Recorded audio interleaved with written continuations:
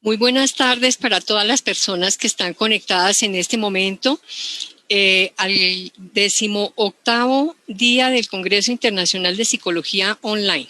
En esta tarde fría y lluviosa que hemos tenido, vamos a tener dos muy buenas conferencias para que ustedes estén escuchándolas en la comodidad de su hogar.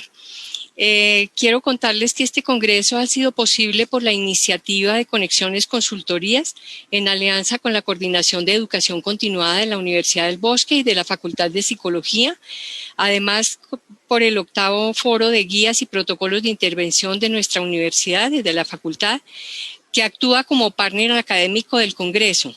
Además, hemos contado también con el aval de la Asociación Colombiana de Facultades de Psicología, SCOFAPSI. Con el respaldo de otras instituciones académicas y organizadas aliadas, que me voy a tomar la libertad de no mencionarlas en este momento, porque quiero hacer realmente un caluroso reconocimiento y un agradecimiento especial para todo el equipo humano que ha funcionado detrás, que no lo vemos y que ha funcionado y ha hecho posible la realización de este congreso, del cual estamos absolutamente orgullosos y satisfechos por la calidad académica de las ponencias, por toda la organización y por todo lo que hemos recibido de ustedes de apoyo, que es invaluable. Entonces, muchísimas gracias. Ya estaré mencionando posteriormente a las organizaciones aliadas. Hoy vamos a tener como primer conferencista al doctor José Hernando Vaquero Villamil. Él es médico cirujano de la Universidad Nacional, especialista en salud ocupacional. Actualmente es el director de calidad de la Fundación Hospital Napoleón Franco Pareja de Cartagena, o la Casa del Niño, y su conferencia va a ser sobre la co-creación y el pensamiento de diseño, Design Thinking, como una forma de innovar y afrontar la nueva realidad en la prestación de servicios. El doctor Vaquero ha sido una persona absolutamente generosa con su conocimiento, ha compartido con nosotros los psicólogos, por lo cual le estamos realmente muy agradecidos, porque hemos podido tener toda su intervención, su colaboración en la formación de muchos psicólogos, conoce nuestros modelos, los comparte, y fuera de eso, pues obviamente ha sido un aliado para nosotros de muchísimo valor. Muchísimas gracias, doctor Hernando Vaquero. Buenas tardes. Buenas tardes. Muchas gracias, Gloria, por sus palabras y lo felicito por este importantísimo evento.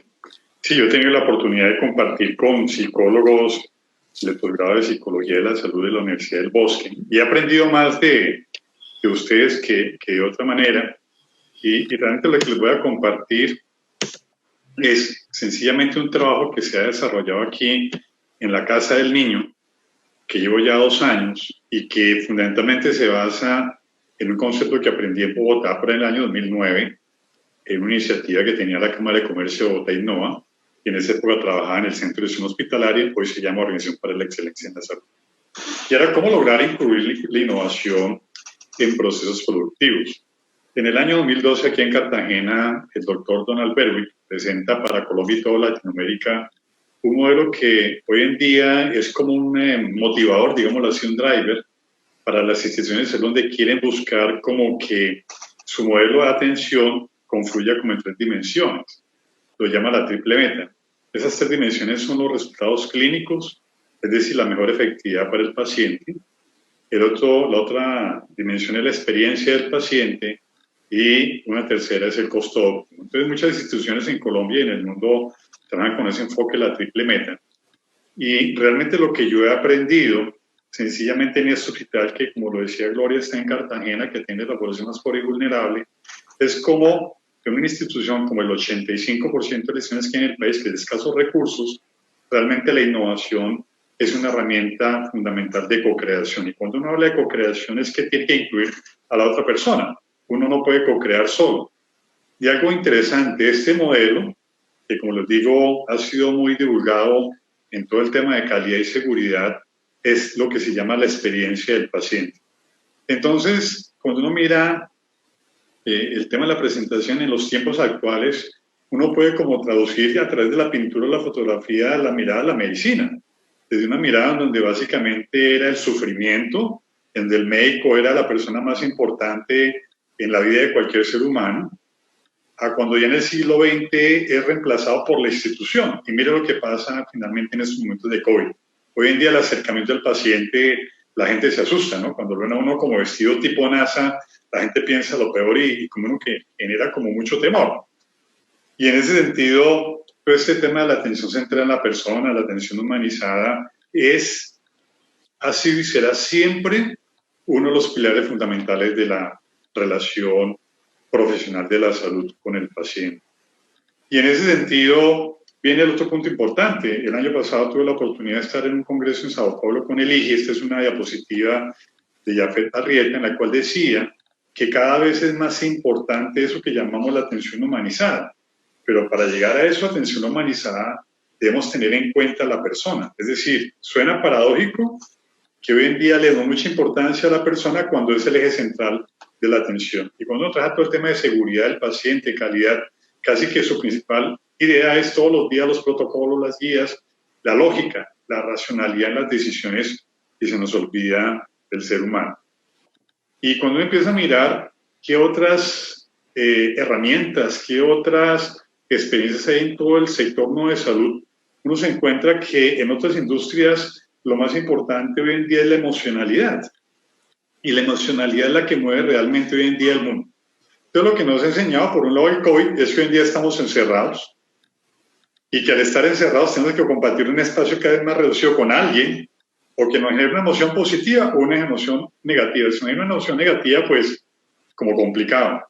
Pero lo que hay detrás es que los seres humanos sí nos conectamos por las emociones y que en un día normal un paciente pasa por todos los estadios.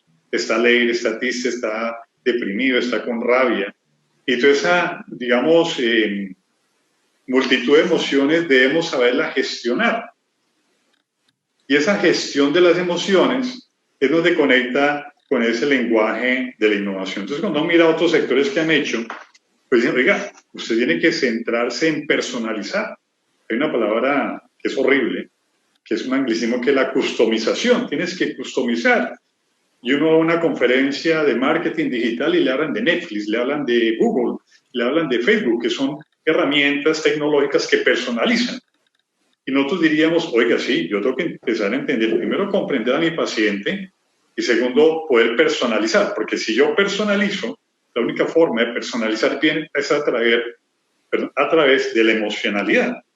Y en ese sentido, no les voy a contar todo el cuento, a través de unas herramientas muy simples, donde básicamente era escuchar al paciente y recorrer el proceso.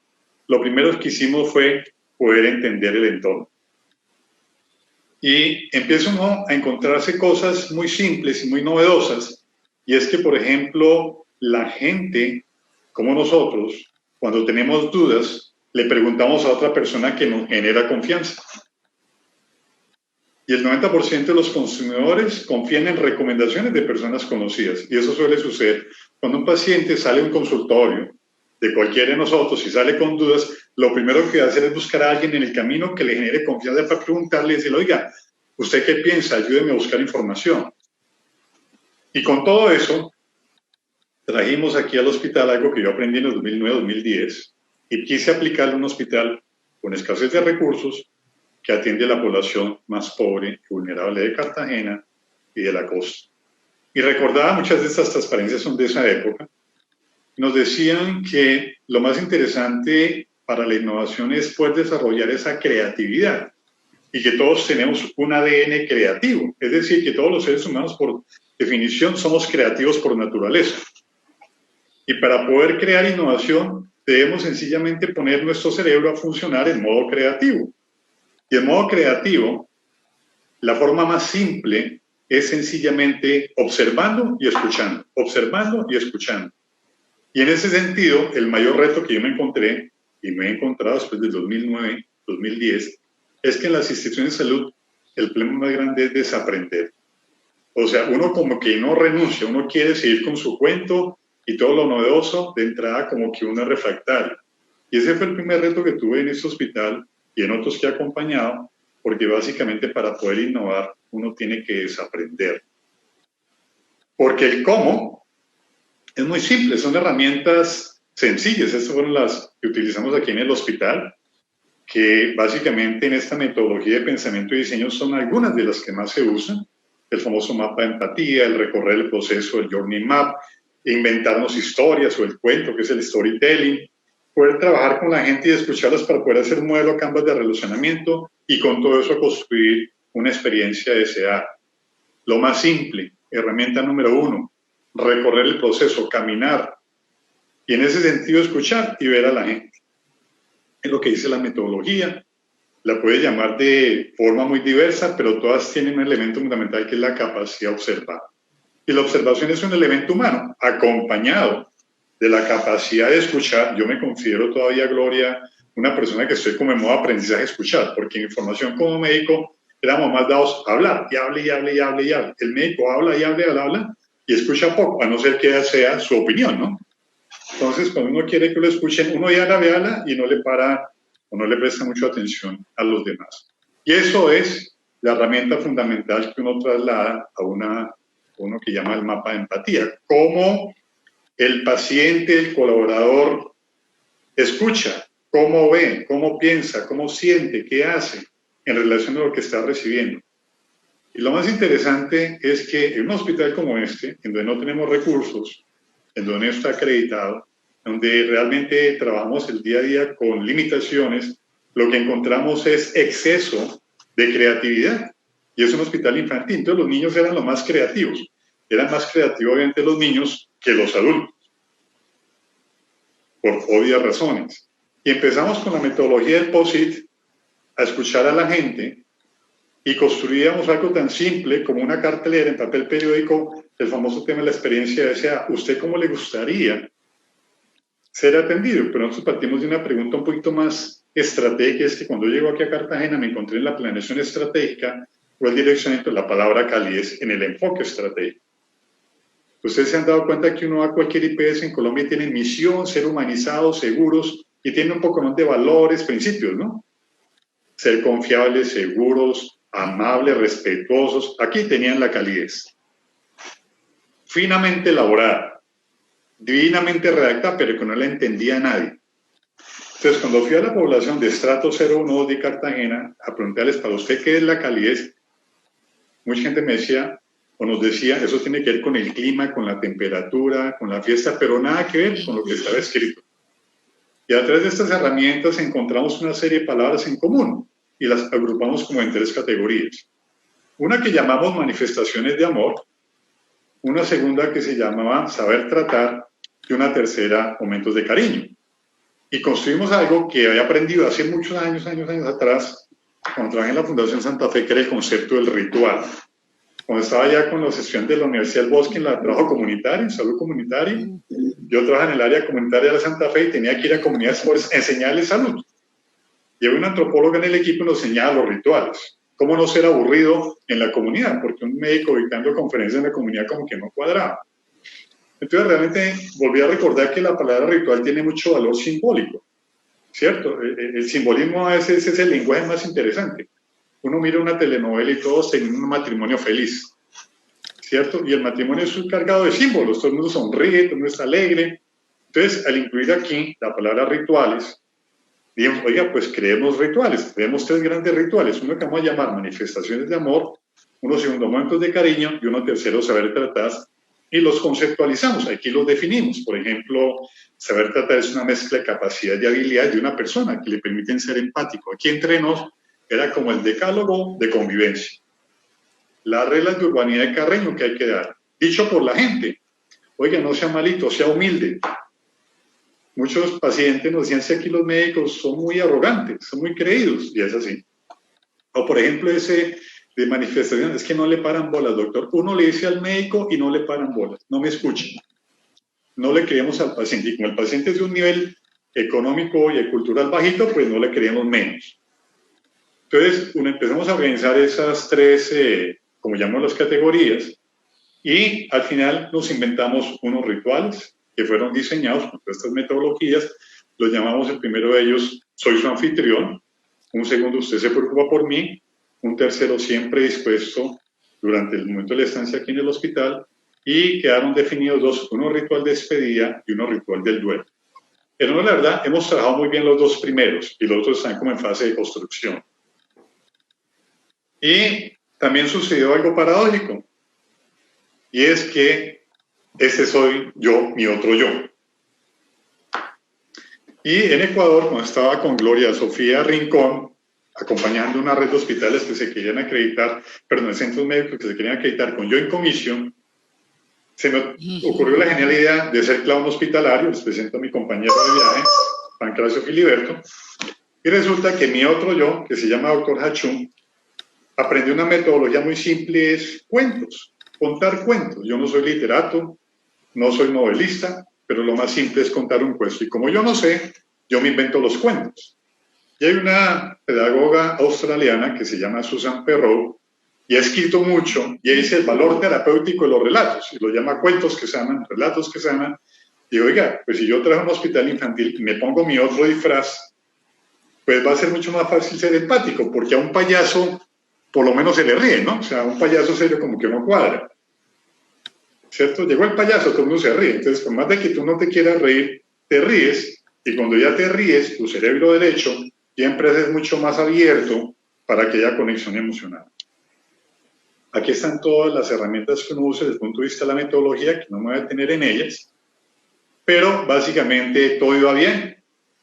Todo veníamos trabajando en el tema de los rituales, hasta que un día el mundo para y nos dice, el mundo cambia. Y aquí viene una segunda parte un poquito diferente a la primera, y es que cuando llega el COVID, pues todo lo que veníamos haciendo automáticamente quedó en stop. Ya no podíamos ir a las salas a abrazar a la gente, ya no podríamos tener el acercamiento, y realmente nos generó una situación muy complicada, en el sentido que el hospital primero se desocupó, con muchos hospitales en Colombia, y segundo, nos puso a repensar. Y en esta segunda repensada, que no tiene que ver con la primera parte, pero sí con la esencia, es que tuvimos que aprender a vivir con una nueva realidad, que la mayoría de las realidades que vivieron los hospitales. Primero, había menos pacientes. Al haber menos pacientes, había menos ingresos. Al no tener la capacidad de ir a las salas, todo se hacía a distancia, ¿no? El distanciamiento social era dentro y fuera. Todos teníamos que andar como de la NASA, con un traje que la gente se asustaba, ¿no? Uno no sabía quién estaba detrás. Dime tú quién eres, ¿no? Sí, bueno, porque uno no reconocía a nadie. Pero en ese entorno, realmente algo que sigue siendo válido, y ahí me voy a enfocar en la segunda parte, es que definitivamente lo que mostró la pandemia es que lo más importante es el ser humano. Que el ser humano ha sido y será siempre el foco de cualquier crisis. Porque si bien es cierto que antes teníamos una forma de pensar, ahora la nueva realidad nos lleva a mirar la misma situación de otra manera, pero que finalmente lo que ha pasado es que el mundo ha cambiado y que este modelo de la triple meta hoy ha sido permeado por esta nueva realidad. Y hoy en día las personas tienen mucho miedo, las personas tienen mucho temor. Las personas realmente ya no van a un hospital porque tienen miedo a contagiarse. Y cuando ven a todo el mundo disfrazado, le da mucho más temor. O sea, aquí va a pasar algo. Y todos vimos un ambiente como estrés laboral porque uno no sabe que si el de al lado está contagiado, sí o no. Y segundo, el paciente y la familia viven en constante incertidumbre. Y ese cuento de la personalización que traíamos antes, ahora cambia con la incertidumbre. No sé qué va a pasar. No sé si entro a un hospital y es algo peor de lo que entré. Y realmente empezar a generar confianza en nuestra realidad, en esta nueva realidad, implica primero reconocer que todos tenemos miedo. Y segundo, oiga, ¿qué podemos hacer como para que la gente no le dé tanto miedo medir? Y nuevamente las herramientas que hoy en día se usan, que son las mismas, exactamente las mismas, hicieron que el mundo cambiara de manera muy acelerada y que realmente hoy en día, ante esa nueva realidad, prácticamente, por eso estamos en un evento virtual, es que toda la virtualidad se incluye en el día a día. ¿Cierto? Y ese lenguaje era empezar a comprender algo que en su momento no entendíamos. Y yo empecé como a empezar un poquito a preguntarme, bueno, ¿y ahora qué hacemos? No puedo salir a la ronda, no puedo salir a contactar a la gente. Entonces ahora, por ejemplo, todo lo hacemos a través de medios virtuales. Y realmente ese nuevo cliente, ese nuevo consumidor, ese nuevo paciente es una persona que hoy en día, al estar en distanciamiento social y tener menos contacto físico, casi el 70-80% del tiempo está consumiendo medios digitales. Entonces viene el de la consulta, la teleasesoría, la telemedicina, la teleeducación, la teleconferencia. Y obviamente nos encontramos con una nueva realidad, es que definitivamente hay demasiada información. Entonces ahora hay palabras de moda. El small data, el big data, la transformación digital. Hoy en día todo el mundo en este momento está viendo por lo menos Netflix. Puede que me estén escuchando a mí y con la otra mano están mirando el Facebook. Le están mandando WhatsApp diciendo que conferencia tan aburrida, aquí no colocan nota, entonces si me quedo quedar o no me puedo quedar. Y realmente uno compite, ¿no? Entonces, Gloria, estamos compitiendo contra Facebook, contra Twitter, contra Instagram, contra Netflix, y realmente uno tiene que volverse como demasiado creativo para poder captar la atención de la audiencia. Porque esta nueva realidad nos trajo algo que antes no era tan importante para nosotros, y es que resulta que todos, absolutamente todos, tenemos formas de ver la vida completamente diferentes. Así de simple. Y algo que ha sido interesante, oiga, pero ¿qué puedo traer como para que esta realidad se dé? Hoy le hice un clic a esta página y me dio la situación del mundo hoy. Es decir, la gente hoy sabe exactamente qué está pasando con el COVID, qué está pasando con cuánta gente se muere, en dónde está. Y resulta que una búsqueda que dura 0,73 segundos, tengo 63 millones de resultados que me dicen hoy cómo está Colombia. Entonces uno dice, wow, aquí pasó algo. Ese mundo calmado que yo tenía antes de que yo lo hacía todo de manera un poquito planificada, ¡pum!, llegó el COVID y nos puso a todos en cuarentena. Segundo, nos obligó a mirar al de al lado, ¿cierto? Entonces yo siempre digo aquí en el trabajo, bueno, si usted en su casa tiene un ambiente positivo, le está pasando chévere, pero si su casa tiene un ambiente negativo, es un infierno. O sea, menos mal que cada uno tiene una suscripción a Netflix, porque si no, el mundo sería otro.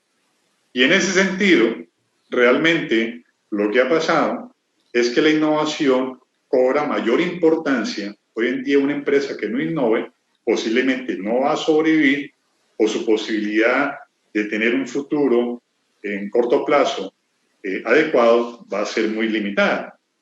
Y realmente les quiero compartir que muchas de esas herramientas que ustedes vieron al inicio, hoy en día la misma herramienta la estamos utilizando para poder mirar con la gente qué es lo que hoy en día quiere. Y es que cuando uno se reúne con los expertos, dicen, el tema no es de tecnología, es igual que en la versión anterior. Mire que las herramientas que le he compartido a ustedes era tener esa capacidad de escuchar, esa capacidad de ver, esa capacidad de conectar. Eso no ha cambiado. Lo que ha sucedido es que hoy en día el mundo avanza a una velocidad tan alta, tan grande, que nos aceleró el cambio. Es decir, hoy en día, quien no esté como consciente de que los cambios están ocurriendo cada vez más rápidos y que implican adquirir ese pensamiento que llaman digital, que no es más que tener la capacidad de adaptarse al entorno con herramientas novedosas, pues realmente eso es lo que hace que el mundo funcione.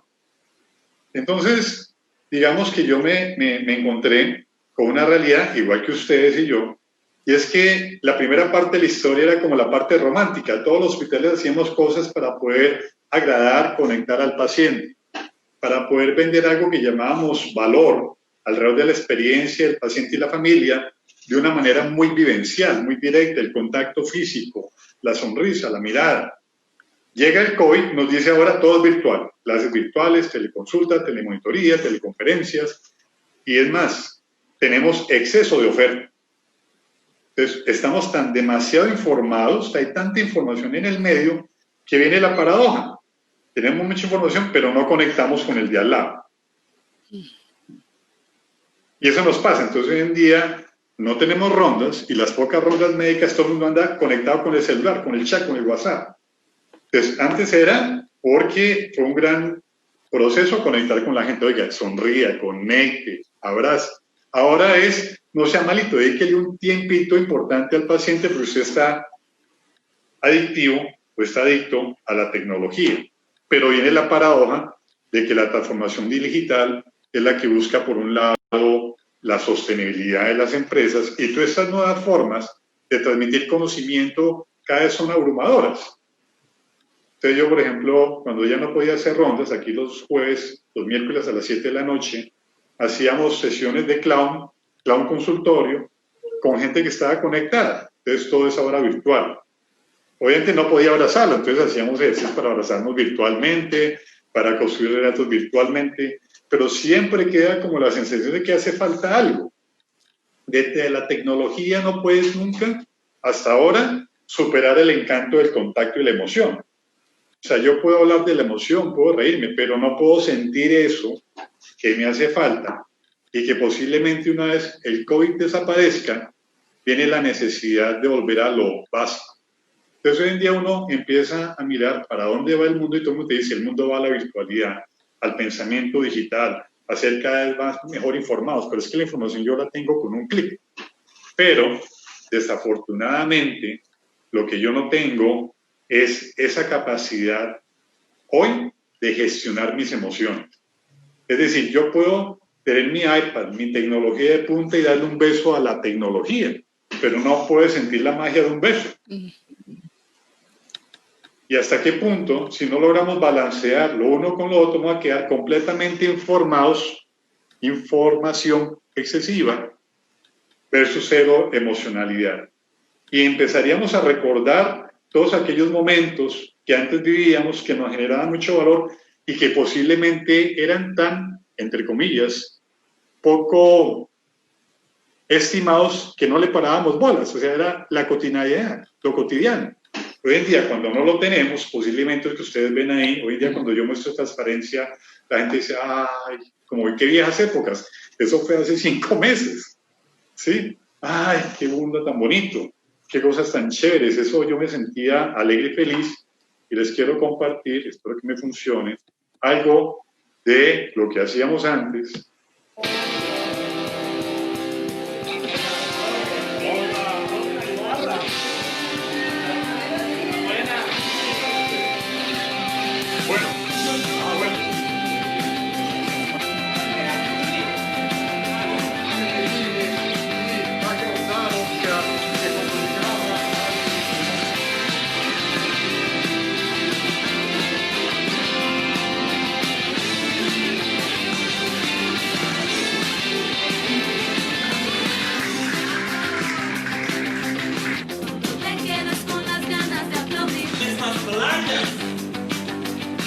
La música seguía sonando de lado y después listo,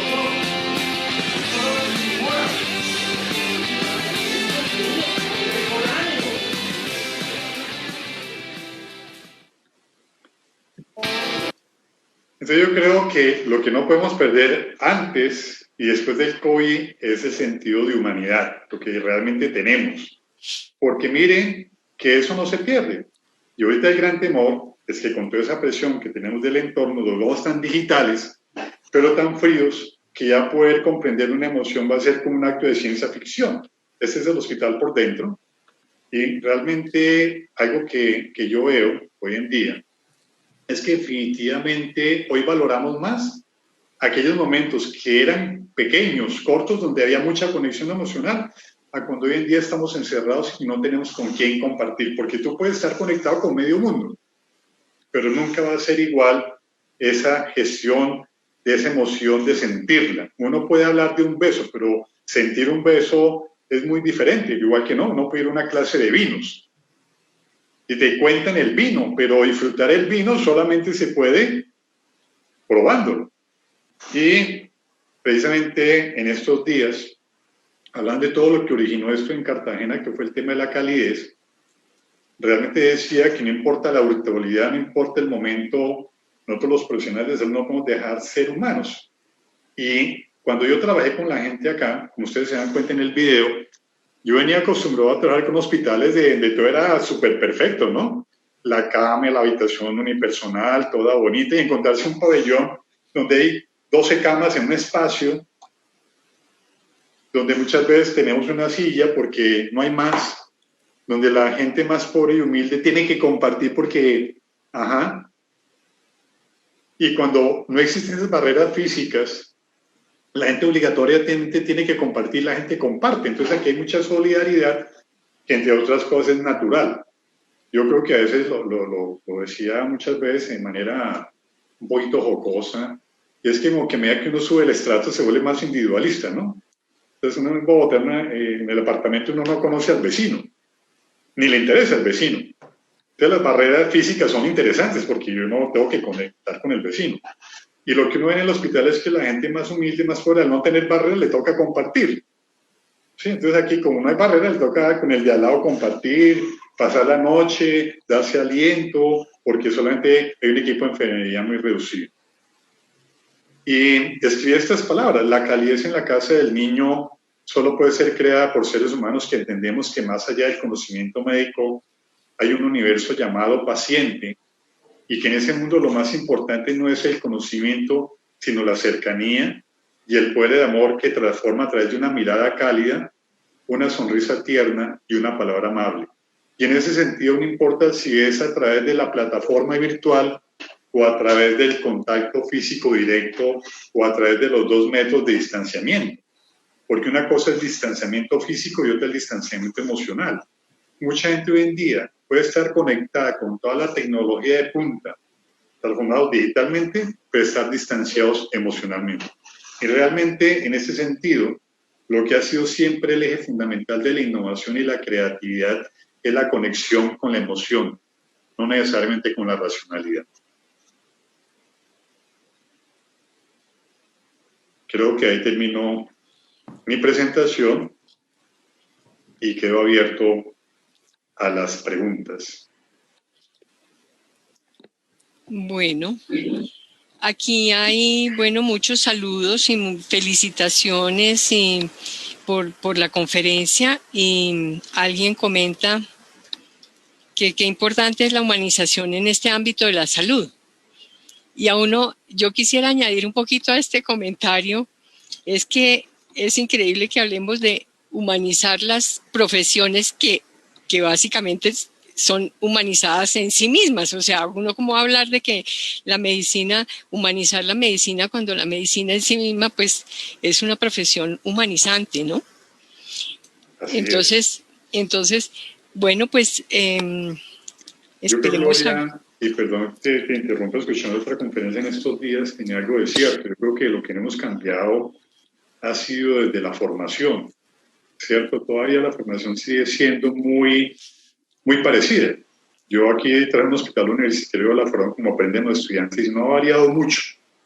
Es lo que tú dices, es paradójico que una profesión que se basa en el humanismo, todos los días el 95% del discurso se da muy hacia la lógica, hacia el conocimiento, ¿cierto? Y realmente para lograr ese humanismo primero tenemos que ser conscientes de que somos seres humanos con virtudes y con defectos. Y eso uno no lo ve. Entonces las rondas médicas, que es como el eje central de la atención, del cuidado, en muy pocos sitios han sido muy humanizadas, siguen siendo muy parecidas. Ya que decía en estos días en una conferencia, y también lo escuché en Sao Paulo el año pasado, lo decía don Alberto hace unos años, que se requieren como más generaciones, porque desde que no cambie la formación, en la formación realmente vamos a seguir repitiendo el modelo, porque el modelo sigue siendo muy asistencialista. Y el 85% de un hospital habla de lo mismo, de guías, protocolos, procedimientos, costo médico, el tema de la patología, ¿sí? Y realmente la parte humanística es muy reducida. Y ni hablar de que en los mismos programas, temas como tan simples como la empatía, la comunicación, la compasión no se dan. O sea, realmente uno no lo ve. No hay una cátedra de compasión, no hay una cátedra de comunicación, no hay cátedras donde digan herramientas pedagógicas diferentes, ¿no? Uno tiene que salir a mirar en otros sectores que le enseñan a uno para poder ser un valiente. Digo valiente porque tú lo traes a un hospital y lo primero que encuentras es mucha gente que dice, no, eso por ahí no es. Entonces realmente ese pensamiento creativo en algún momento se ha perdido. Y los teóricos dicen que la creatividad es como rescatar ese niño que todos tenemos, ¿no? Porque implica ser explorador, curioso, que te guste lo que haces. Bueno, yo tuve el beneficio de que en algún momento, hace no sé si un año o dos, el doctor Quintero, a quien tú de pronto conoces también, Claro. me invitó justamente porque hay como una preocupación por los programas de formación de los médicos. La revisión del currículum y justamente se hablaba de la necesidad de incluir todas estas asignaturas con conceptos de relaciones humanas, ¿sí? Pero yo siento, de pronto quiero oír el concepto del doctor Vaquero en este sentido, que por ejemplo, es que muchas cosas se ponen de moda. Uno hoy por hoy escucha de boca de todo el mundo la palabra empatía. Y yo siento que ni siquiera el concepto de empatía se tiene claro. Cuando la gente habla y ayer afortunadamente lo oímos en alguna conferencia, lo hemos oído en otras, cuando la gente habla de empatía, habla de ponerse en los zapatos del otro y uno nunca podrá ponerse en los zapatos del otro, porque es que la historia de una persona no es la historia mía. El esfuerzo que uno tiene que hacer como profesional de la salud, cuando está hablando de establecer una relación empática, es escuchar de tal manera que mi atención esté perfectamente concentrada en lo que el otro está diciendo y en lo que está sintiendo sin juzgar. ¿Sí? Porque el ejercicio que uno hace cuando uno oye un discurso en muchas ocasiones es que la persona está hablando y uno aquí está diciendo, pero qué bobada, es que preocuparse por eso, pero es juzgando y es criticando desde la perspectiva de uno, del sentir de uno. Y la empatía está ahí. Yo me debo despojar de todo juicio, centrarme en el otro y escucharlo en su lenguaje verbal, emocional y en sus palabras y en su discurso. Pero sí tenemos, y se lo digo porque desafortunadamente en ese día en una conferencia le escucho yo justamente que se está hablando del término empatía a una médica, con todo el respeto lo digo, y justamente dice, es que hay que ponerse en los zapatos del otro.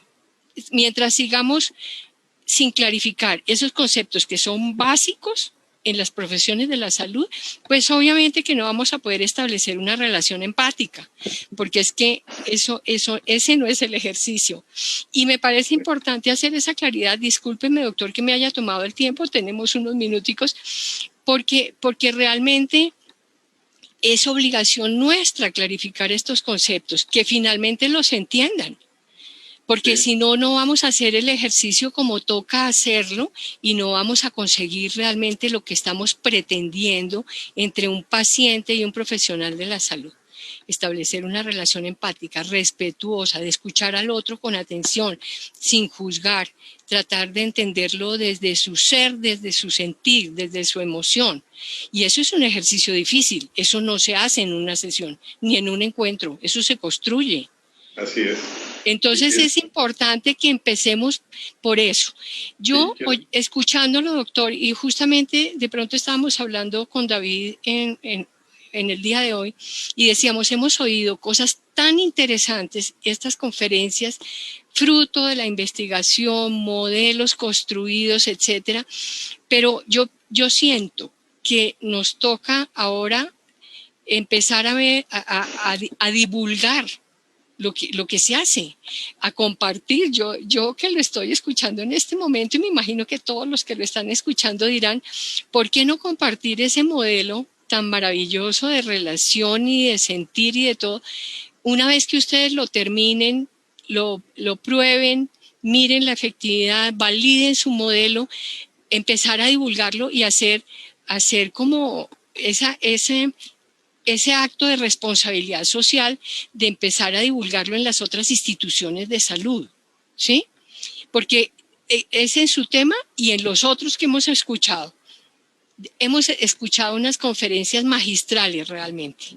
Entonces, modelos para combatir, para prevenir la violencia, etcétera, etcétera. Entonces decimos, ¿pero por qué? Y cada vez la violencia está peor en nuestro país. las manifestaciones de violencia cada vez son más sofisticadas, en eso nos hemos vuelto especialistas. Entonces digo, la responsabilidad social de todos los psicólogos que en este momento nos están escuchando y de todo, es que todo ese saber y todo ese construir y toda esa efectividad que se ha visto en todos esos modelos ya comprobados y tan maravillosos de construcción, que hay que compartir el conocimiento. Esa es una labor que debe ser responsabilidad de nosotros también. Estaba buscando la diapositiva, pero tienes que caer en cuenta algo.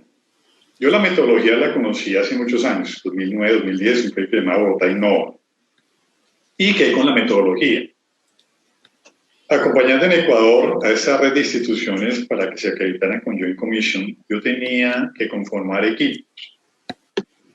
Y yo creo que aprendí algo, y es que uno siempre tiene que conformar equipos multidisciplinarios. No sé si la palabra correcta es multidisciplinario, porque en los hospitales siempre hay como 3 personas que son claves para cualquier desarrollo.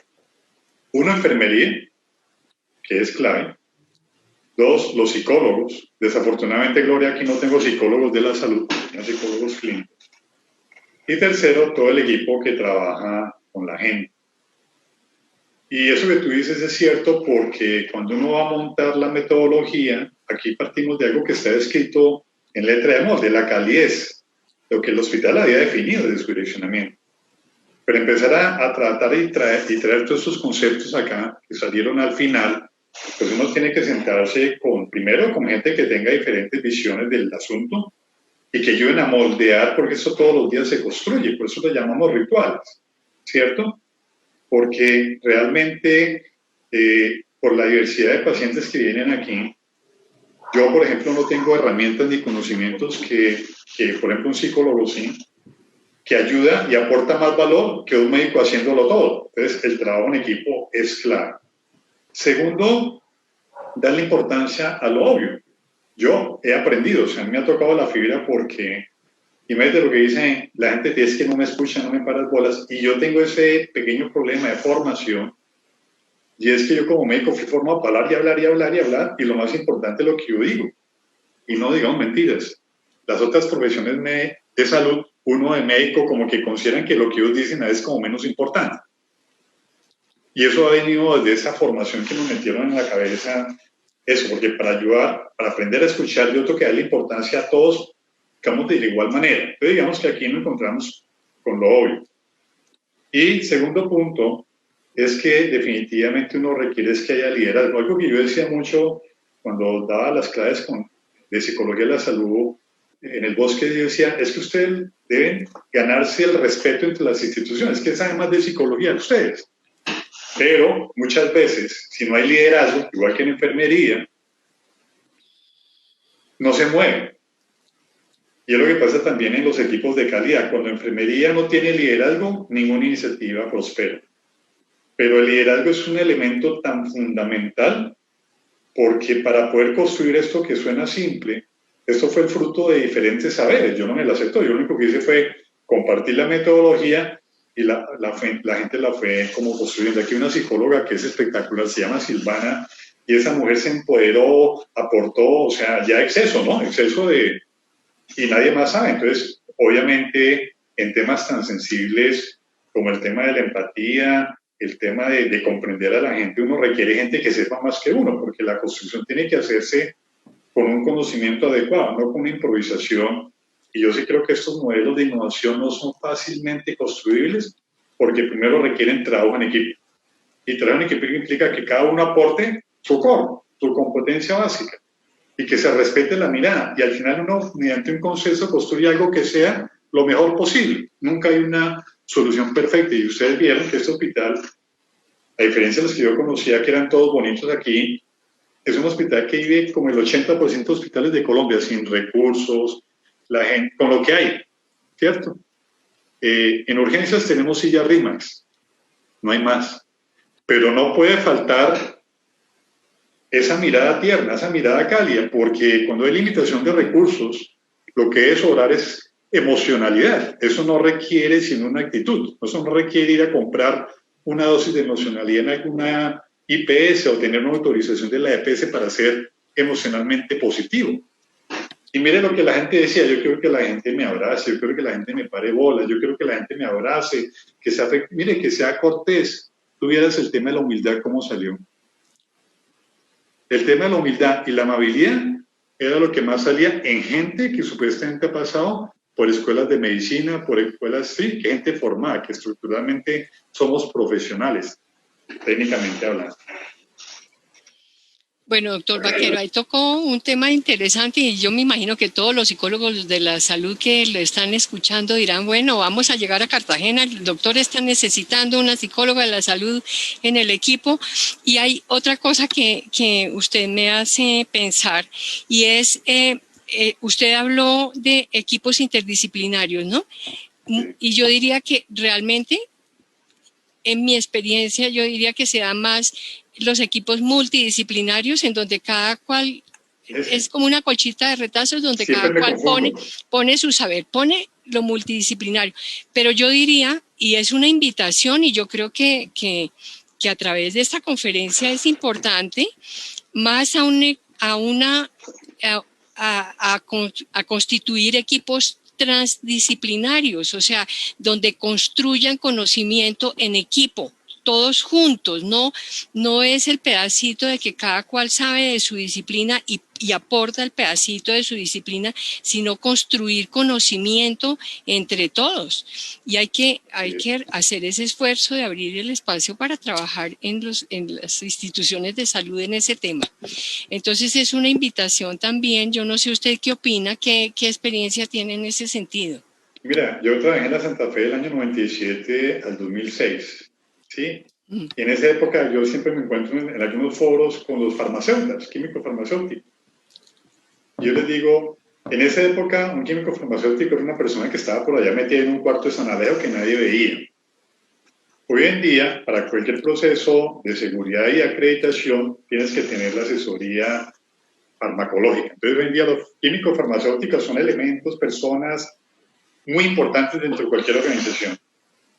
Y cuando tú miras en el entorno nuestro, Colombia, todo lo que viene, que siempre lo decía en mis clases, los modelos de atención, los modelos de prestación, la necesidad de que eso que llamamos estilos de vida saludables, de la gestión del cambio en las comunidades se ve, los que más saben de herramientas y conceptos son ustedes, los psicólogos. Nadie más en una institución de salud lo tiene claro, ¿cierto? Los demás aprendemos por lo que le escuchamos a ustedes. Yo creo que tiene que pasar algo, hago la analogía como lo que sucedió con los farmacéuticos. Hoy en día ninguna institución puede prescindir, es más, son equipos de alto desempeño.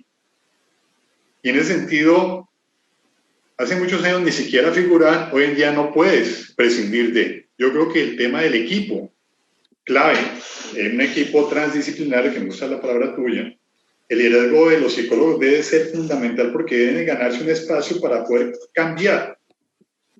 Hoy en día, yo tengo la fortuna que he encontrado gente en el camino y le hago, como dice, le hago la apertura. Pero en la mayoría de hospitales tienen una concepción muy básica de lo que es un psicólogo. Si es una persona para, no, tú ya sabes, ¿no? Cosas completamente diferentes. Entonces, no son un recurso valioso estratégicamente visto, que era también algo que sucedía con las enfermeras. Las enfermeras eran más importantes cuando no estaban. No está la enfermera. Porque el médico no es el que aplica el medicamento, el médico no es el que se siente 24 horas. El médico entra y se va. Pero cuando la enfermera no está, ahí sí, ¿no? Pero hay una jerarquía, médico acá, enfermera acá y el resto por allá. Entonces, esa mirada hay que cambiarla porque si no, no se puede construir. Y lo importante es venderse estratégicamente para decir, mire, yo tengo un conocimiento que aporta y para poder hacer algo transdisciplinar, lo que yo sé, a usted le puede servir. Porque es que realmente Colombia ha dado traspiés con todos estos modelos que finalmente es más de lo mismo y que a pesar de que parten del ser humano, nunca han sido construidos como lo que tú dices, transdisciplinar. Es un documento que ya viene toda la receta para que usted lo haga. Para de contar. Doctor Vaquero, como siempre, muy agradecidos y muy complacidos de haber contado con su presencia en la tarde de hoy, por su conferencia y además, como siempre, por ese reconocimiento que usted tan generosamente le hace a nuestra disciplina, pues fruto también de todos los años que hemos trabajado juntos, ¿no? Yo aprendí con ustedes me enseñaron más de lo que yo les enseñé. No, eso fue mutuo. O sea, muchísimas gracias, de verdad. No, gracias, doctor, por esta conferencia tan maravillosa. Aprendimos mucho y por favor, de verdad, como recomendación última, usted debe expandir y compartir este conocimiento con otras instituciones de salud. De verdad que sí. Muchas gracias. Una feliz tarde para todos. Un abrazote. Muchas gracias. Muchas gracias. Por favor, a las personas que están conectadas, nos esperan 5 minuticos que va a empezar la segunda conferencia. Gracias.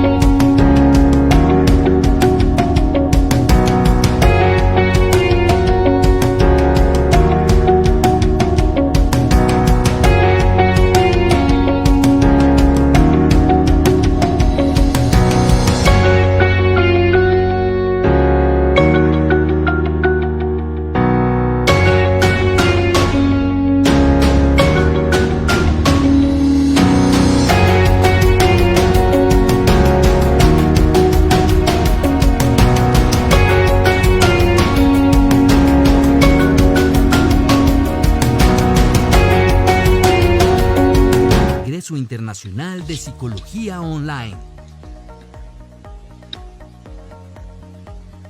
La salud es un estado de bienestar físico, mental y social, y no solamente la ausencia de afecciones o enfermedades. Uno de los aspectos más importantes de estudiar las variables psicosociales y ambientales de una comunidad está en orientar acciones hacia el mejoramiento de la calidad de vida de sus miembros. ¿Qué sucede en la mente de un comprador? Factores como la edad, motivación, cultura, percepción, entre otros, se involucran en la toma de decisiones. ¿Sabías que uno de los determinantes que inciden en el rendimiento de tu práctica deportiva dependen del contenido de tus pensamientos? Si lo crees, lo creas. ¿Cuáles son las variables físicas, motoras, cognitivas, perceptivas, afectivas y sociales implicadas en la sana evolución de un niño desde el nacimiento hasta la adolescencia? La inclusión como muestra de responsabilidad social, ruta para atender a las diversas necesidades educativas de nuestro país. Somos una conexión en el universo. Revisaremos la influencia del comportamiento en el ambiente y del ambiente en el comportamiento. ¿Derechos humanos? Imprescindible abordar el enfoque de género y la diversidad sexual. El secreto del cerebro. Exploraremos la interacción de los diferentes elementos asociados al sistema nervioso y cómo dan lugar a las bases biológicas de la cognición y el comportamiento. Las TICs y su uso responsable se convierten en una oportunidad para acceder a servicios de salud mental de alta calidad. Víctimas y victimarios. Factores alrededor de la prevención del delito. Identificar las herramientas de la atención psicosocial y las realidades de los entornos penitenciarios. Reconoceremos las mejores prácticas y estrategias para gerenciar el talento humano. Seres humanos conscientes crean organizaciones que perduran en el tiempo. La política, lo político y los políticos. ¿Cómo se dan las relaciones entre los fenómenos políticos y los procesos psicológicos? Organiza Conexiones Consultorías. Partner académico Universidad del Bosque. Con el aval de ASCOFAPSI, nuestros aliados.